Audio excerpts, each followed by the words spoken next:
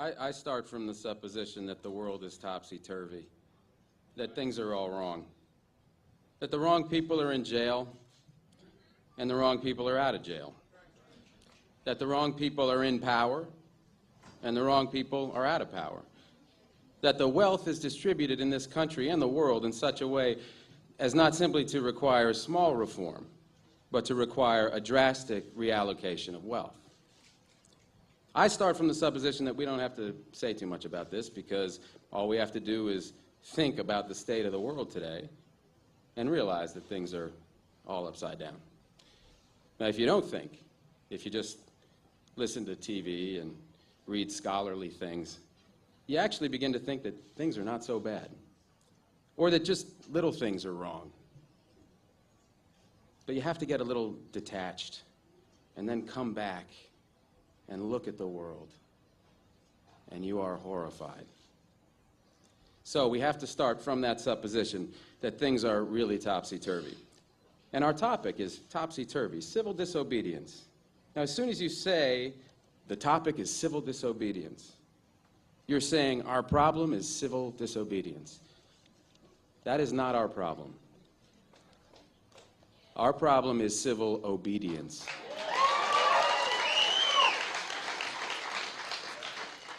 Our problem is the numbers of people all over the world who have obeyed the dictates of the leaders of their government and have gone to war. And millions have been killed because of this obedience. We recognize this for Nazi Germany.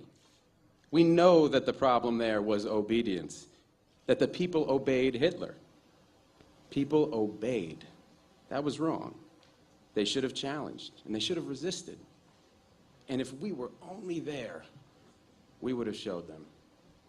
Even in Stalin's Russia, we can understand that. People are obedient. All these herd-like people.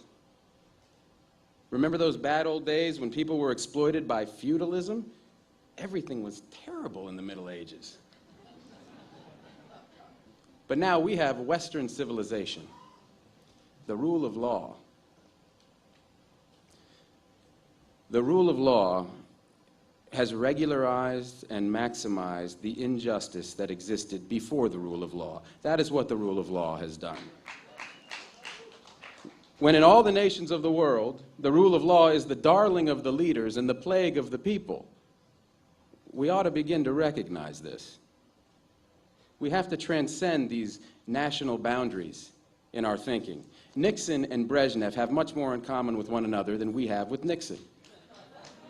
J. Edgar Hoover has far more in common with the head of the Soviet secret police than he has with us. It's the international dedication to law and order that binds the leaders of all countries in a comradely bond. That's why we're always so surprised when they get together. They smile, they shake hands, they smoke cigars. They really like one another, no matter what they say. What we are trying to do, I assume, is really to get back to the principles and aims and spirit of the Declaration of Independence. This spirit is resistance to illegitimate authority and to forces that deprive people of their life and liberty and right to pursue happiness. And therefore, under these conditions, it urges the right to alter or abolish their current form of government, and the stress had been on abolish. But to establish the principles of the Declaration of Independence, we're going to need to go outside the law, to stop obeying the laws that demand killing or that allocate wealth the way it's been done, or that put people in jail for petty technical offenses and keep other people out of jail for enormous crimes.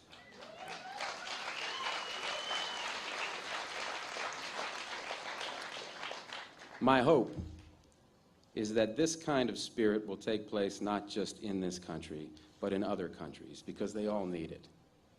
People in all countries need the spirit of disobedience to the state, which is not a metaphysical thing, but a thing of force and wealth. And we need a kind of declaration of interdependence among people in all countries of the world who are striving for the same thing.